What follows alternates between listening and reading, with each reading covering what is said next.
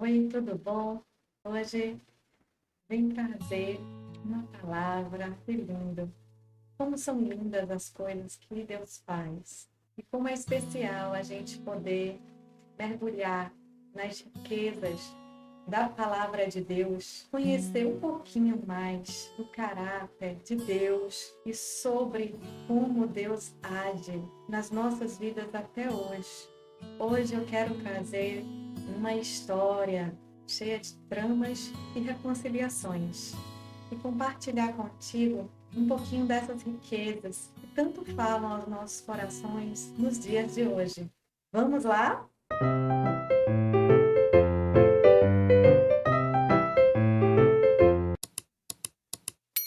Então, eu quero ler bem rapidinho com você esse texto que está em Gênesis 37, de 1 a 5. Jacó habitou na terra de Canaã, onde seu pai tinha vivido como estrangeiro. Essa é a história da família de Jacó. Quando José tinha 16 anos, pastoreava os rebanhos com seus irmãos. Ajudava os filhos de Bila e os filhos de Zilpa, mulheres de seu pai, e contava ao pai a má fama deles. Ora, Israel gostava mais de José do que de qualquer outro filho, porque ele havia nascido em sua velhice. Por isso, mandou fazer para ele uma túnica longa. Quando seus irmãos viram que o pai gostava mais dele do que de qualquer outro filho, odiaram-no e não conseguiam falar com ele amigavelmente. Certa vez, José teve um sonho e, quando o contou aos seus irmãos, eles passaram a odiá-lo ainda mais. É tão interessante essa história e tão atual, não é verdade? Então, Jacó, que também se chamava Israel, pois havia adquirido esse nome no momento por extremo desafiador, no qual Deus haveria prometido a ele muitos e muitos filhos que viriam então da sua descendência. Nesse momento, a gente vê um grande desafio nessa jornada dessa família. E a gente vai contar agora sobre esse desafio. Israel, Jacó, gostava mais de José e mandou fazer para ele uma túnica longa. Isso significava o diferenciar dos outros, isso significava uma honra especial. E José, nessa mesma época, teve um sonho. E o sonho era assim: ele e os seus irmãos, que eram de outras mulheres, pois naquela época era permitido os homens terem mais do que uma mulher, ele estava com seus irmãos amarrando os feixes de trigo. E o feixe de José se levantou, ficou de pé, e os demais se ajuntaram ao redor dele e se curvaram diante dele.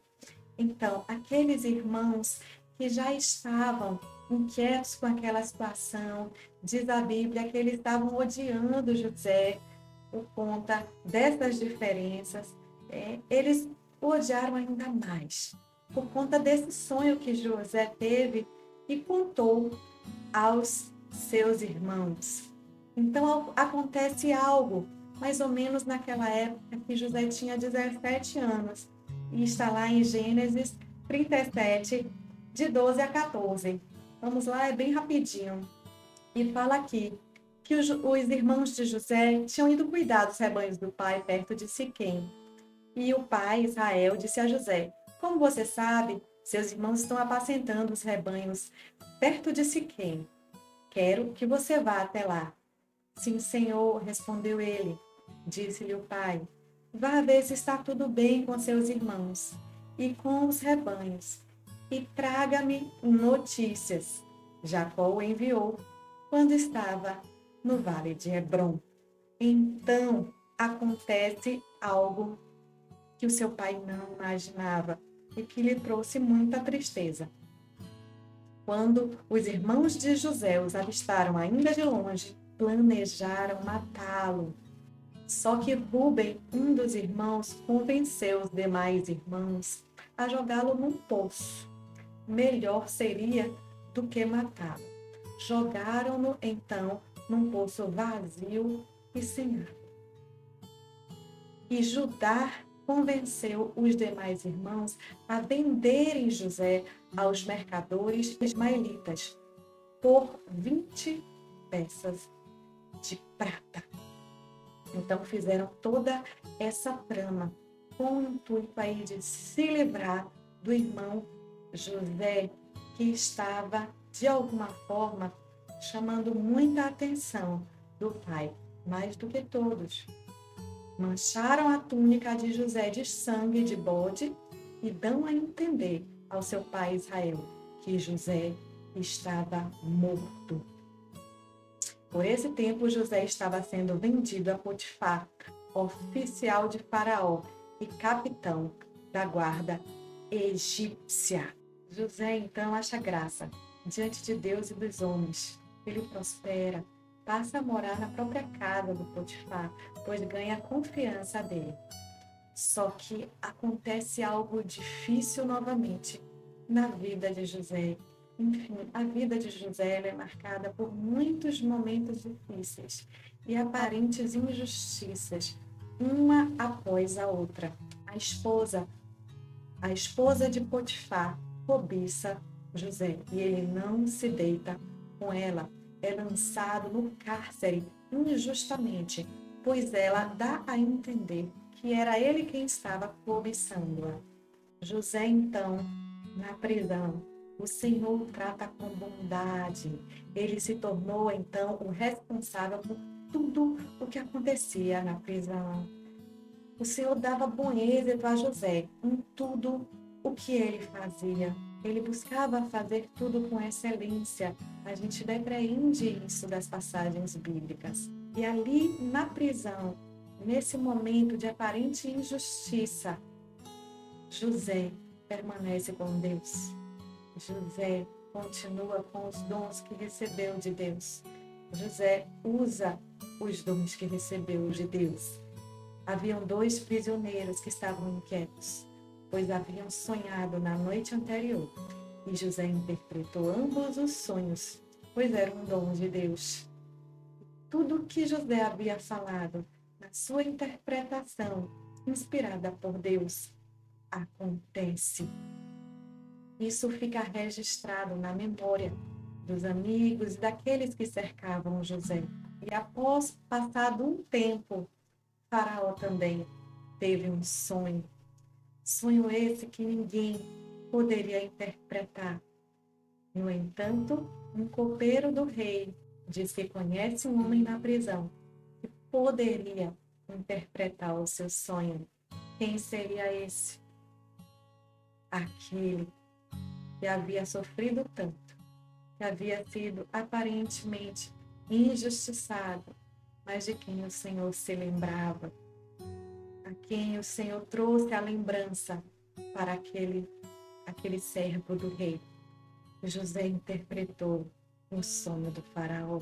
E nessa interpretação, José orienta Faraó como deveria proceder diante da situação que aconteceria no Egito.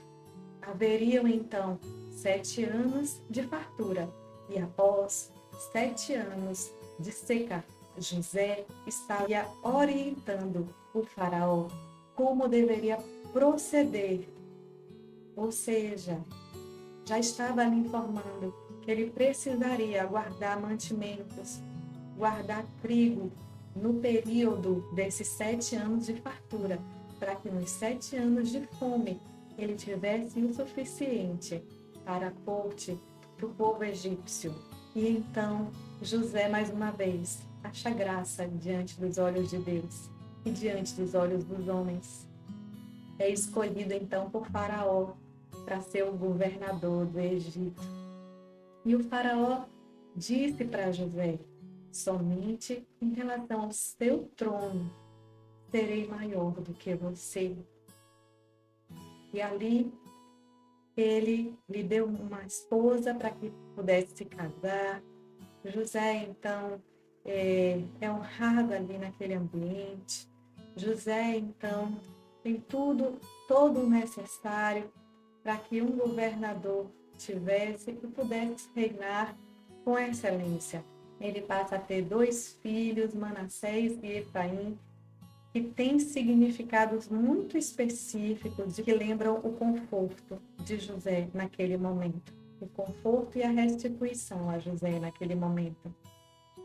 E quando a fome se espalhou sobre todo o Egito, os irmãos de José vêm ao Egito e chega o momento de José se revelar a eles. Ora, José estava diferente, eles nem o reconheceriam, mas chega um momento que José percebe que ele precisava se revelar aos seus irmãos, que estavam ali com tantas dificuldades, precisando de um pouquinho do que José tinha para dar. E ali, em Gênesis 45:5, vou estar lendo rapidinho com vocês. José fala assim: agora não se aflijam nem se recriminem por terem me vendido para cá, pois foi para salvar vidas que Deus me enviou adiante de vocês. Que lindo, que tremendo. Como é especial a gente ver a atitude de José diante de um momento que muitos poderiam querer se vingar, diante de um momento que muitos gostariam de retribuir o mal que haviam recebido. José age de uma forma totalmente diferente e surpreendente para muitos. Em outras palavras, José diz para eles: eu perdoo vocês. Eu não quero olhar para o meu passado e ver aqueles que me machucaram, mas eu quero olhar para o meu passado e ver que eu pude estender a mão para vocês. O meu papel não é de punir vocês nesse momento. Eu sei qual é o meu papel. Eu sei porque Deus me trouxe aqui. Eu quero que a descendência do meu pai avance. Eu quero ver as promessas cumpridas sobre o meu povo. Eu perdoo vocês que me excluíram. Eu perdoo vocês que me lançaram num buraco de vazio e sequidão. Vocês que disseram que eu tinha morrido sem ter morrido. Vocês que me lançaram para longe dos meus irmãos, dos meus parentes, do meu ambiente, das minhas festas.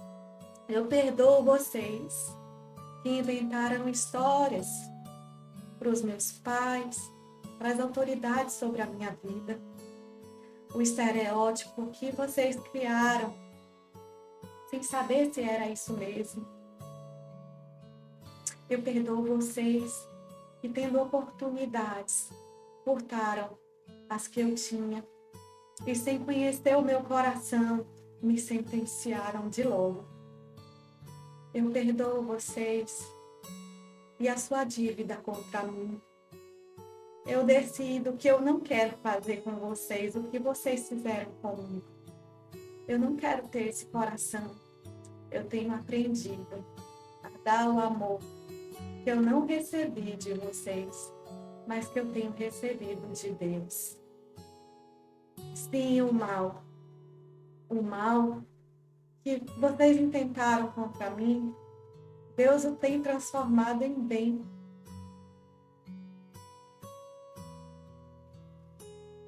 Se a sua história parece com a de José, o convite hoje é para perdoar, é para que possas viver as promessas e os sonhos lindos que Deus tem para você com leveza, sem olhar para trás, com rancor, com amargura.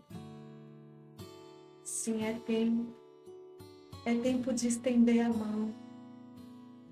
Para quem não te ajudou, é tempo de amparar. Aquele que não te amparou, é tempo de derramar amor sobre quem não derramou sobre ti. É tempo para dizer, como José disse: o mal que foi intentado contra mim, Deus o tem transformado em bem. E eu ajudo você agora. É tempo de se unir com o seu povo e dizer que a descendência do meu Pai avance. É tempo de vencer a mágoa. É tempo de perdão. Amém? Que assim sejamos nós, amém? Pois Deus quer isso de mim, de você. Quer essa unidade, quer essa leveza, quer esse coração grato pelo perdão que Ele já nos deu. E se somos agraciados, perdoados por aquele que nos criou, nós também podemos perdoar. Se somos ajudados e amparados pelo nosso Criador, por que não amparar e ajudar aquele que também pecou? Que as nossas mãos estejam estendidas e que o nosso coração, com sinceridade, possa perdoar. Amém? Nesse momento, eu quero agradecer a Deus pela sua vida. Quero agradecer a Deus por você estar aqui comigo hoje e por termos esse momento. Eu, você e Deus. E que nosso Pai de amor esteja nos ensinando a cada dia. Amém? Quero te convidar a estar comigo nessa jornada de aprendizado com nosso Pai. Quero te convidar a estar comigo, se alimentando dessas palavras tão preciosas e se enriquecendo na presença de Deus. Porque não sei se você concorda comigo, mas as riquezas que essas palavras nos trazem valem mais. Amém? Que possamos nos enriquecer em Deus, que possamos nos fortalecer em Deus. Aqui, o nosso objetivo é trazer leveza em Deus, amor de Deus, semear vida. Amém? Você quer receber vida? Vamos caminhar juntos. Convido a se inscrever no canal. Se você gostou, dá um like. Clica no sininho para receber mais notificações. E vamos espalhar essa mensagem até os confins da terra. Que Jesus nos ensina isso, amém? Vamos crescer juntos, em amor, em perdão. Um grande abraço. E fica com Deus. Até a próxima, se Deus quiser.